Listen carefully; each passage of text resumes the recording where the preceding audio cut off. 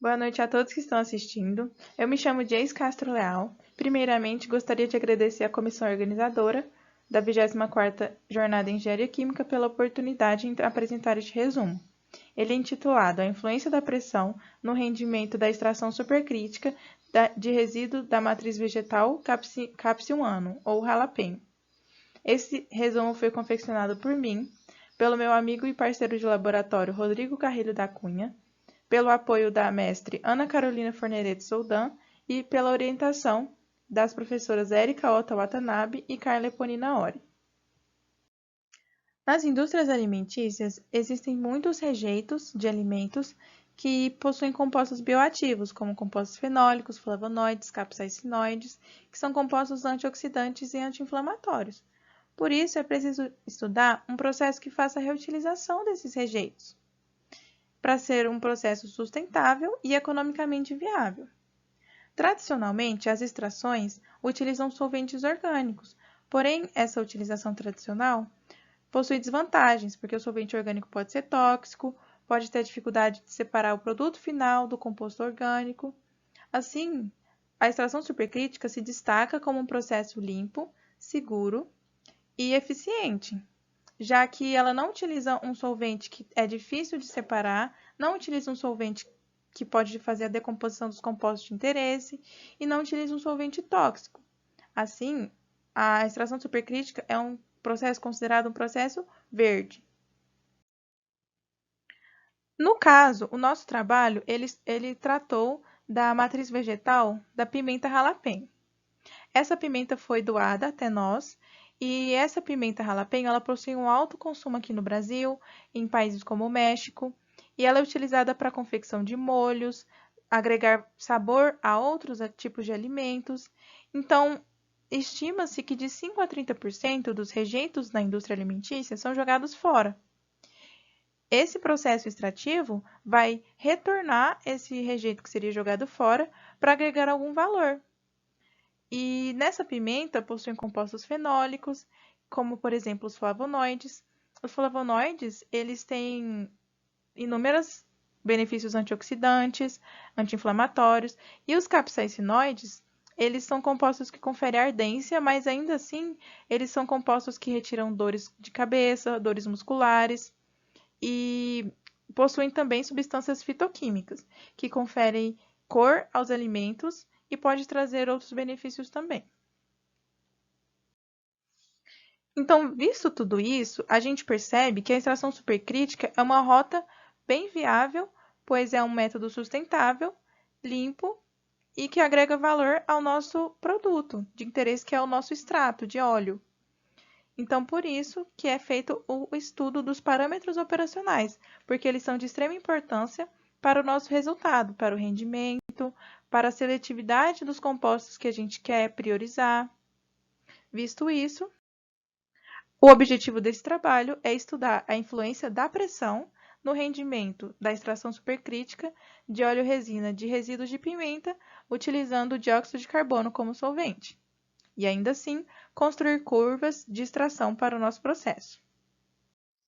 Para o nosso processo de extração crítica, a gente trabalha com o fluido em condição supercrítica, que é quando superamos a pressão crítica e a temperatura crítica desse fluido.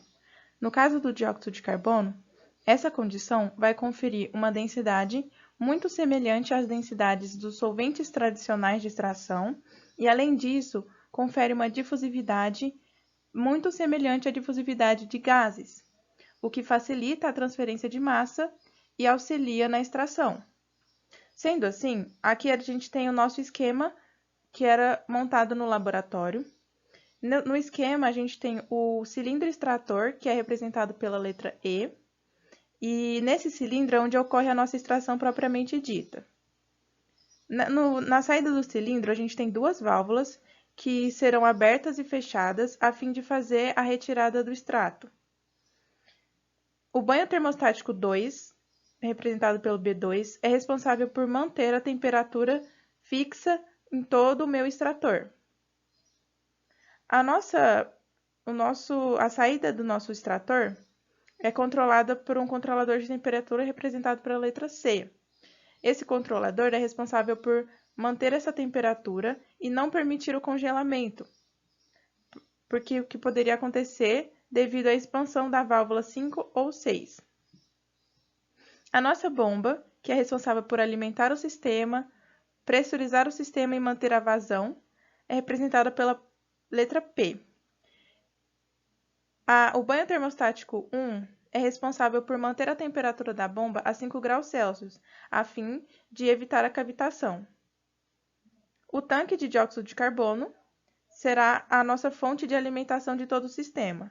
Então, as válvulas 1, 2, 3 e 4 são abertas e fechadas para fazer o começo do nosso ensaio. Assim, era aberta a válvula 1 e 2, a fim de alimentar o vaso da bomba com dióxido de carbono. Era esperado um tempo de 20 minutos para que o dióxido se acomodasse em todo o vaso, homogeneizasse todo esse espaço. Após o enchimento do vaso, era fechada a válvula 1 e 2, e depois era aberta a válvula 3 e 4. Assim, o dióxido de carbono começava a encher o nosso extrator. Nesse período de enchimento, a gente considera como uma pré-extração, pois o dióxido de carbono já está entrando em contato com a nossa amostra e é uma extração estática.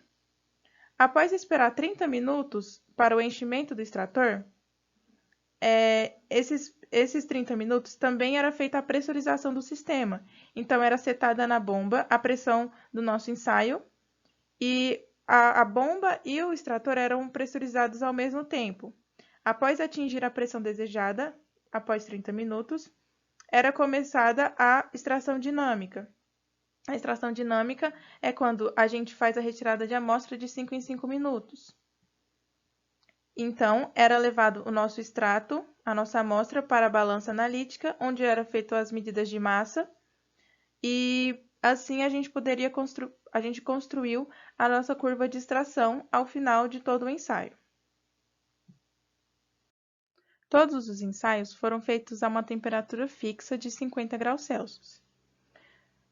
Cada ensaio durou 60 minutos, sendo que a cada 5 minutos era retirada a amostra e pesada.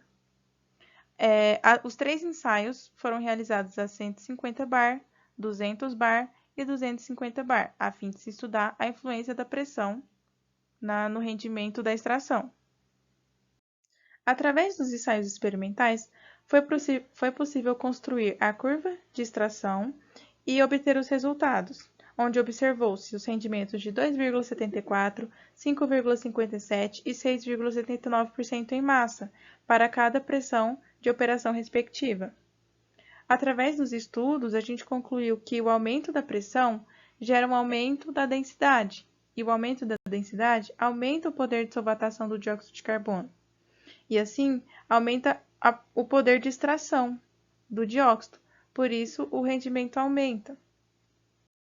Para concluir, observamos então que a pressão tem um efeito sobre os rendimentos de extração e que o aumento da pressão levou a maior valor de rendimento, considerando uma extração de 60 minutos.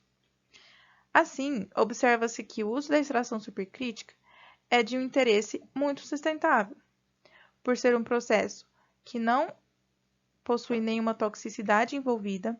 O dióxido de carbono consegue ser retirado facilmente da nossa amostra final por descompressão, e ele gera um resíduo com um alto valor agregado, um resíduo de um extrato de alta qualidade.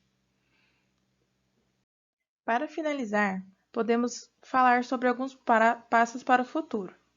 Por exemplo, poderia ser feito um estudo para a modelagem matemática da cinética de extração. Como a gente percebeu, a curva de extração possui um caráter contínuo, e esse caráter poderia ser modelado a fim de se encontrar uma equação de cinética ou um modelo que descreva a cinética desse processo. Também poderia ser realizado um estudo de viabilidade econômica. A gente percebeu que o aumento da pressão leva a um aumento do rendimento. Até que ponto o aumento da pressão é economicamente viável, já que, para manter um processo a altas pressões, o custo é maior. Então, a gente poderia fazer um estudo para levar em consideração a viabilidade econômica desse processo também.